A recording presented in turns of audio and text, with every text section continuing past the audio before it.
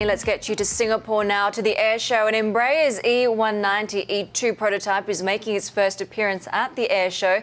The commercial aircraft, dubbed the Profit Hunter, features a tiger's face spray painted on its nose. Now, Embraer is just months away from delivering the first E190-E2 to the Norwegian regional carrier Widerøe in April. Let's bring in John Slattery, President and CEO of Embraer Commercial Aviation. He joins us now live from Singapore. John, I want to get straight to the progress when it comes to these talks between Embraer, Boeing and the Brazilian government. Of course, a straight-up acquisition was rebuffed by the Brazilian government. Where are we at in these talks? Are you getting closer to a deal? Morning, Heidi. Greetings from Singapore. Well, listen, Embraer issued a material fact through our securities exchange in Brazil on December 21st to confirm that conversations are ongoing through a working group that involves our golden shareholder, the Brazilian government, and of course Boeing and Embraer leadership. And I think the best thing we can do now, given that both parties are public companies, is to respect the integrity of that process and indeed the confidentiality of that process, and allow the parties to identify whether there would be something that could be brought forward for Embraer's consideration. There's been a report in Brazil saying that it would be a new entity in which Boeing would take a 90% stake, and that entity would encompass all of the commercial unit that you're currently in charge of. Can you comment on that? Or if not, can you give us an indication of what the structure would look like?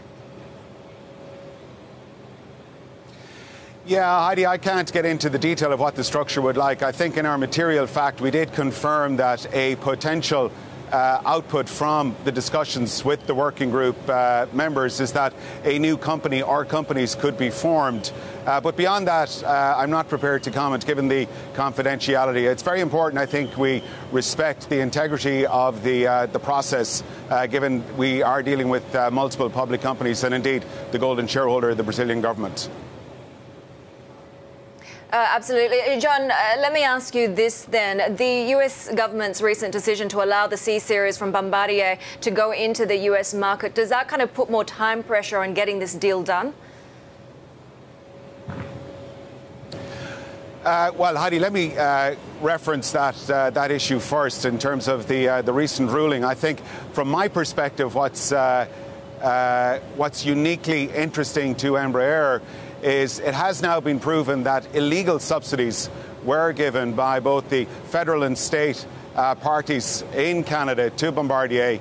And indeed, through that process, Embraer certainly was a harmed party. That conversation is going on now at the World Trade Organization, and something that Embraer is very much supporting the Brazilian government on the open panel that exists with the WTO. I don't see that as in any way, shape or form influencing the timing of this conversation that we're having with Boeing. There's no direct correlation from my perspective. From your perspective, do you think the Brazilian government, as its golden shareholder, understands the strategic, crucial importance of this tie-up between Embraer and Boeing?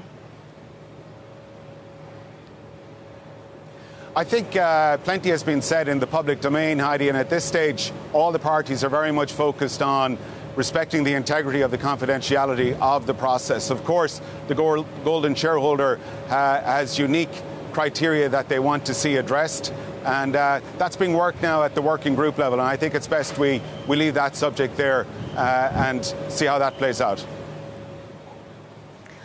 John, I want to ask you about the implications of this so-called supermarket model that we're getting as a result of these tie-ups, presumably also when this deal gets done as well. Is there a concern that you're going to get some kind of margin dilution as a result of orders being bundled?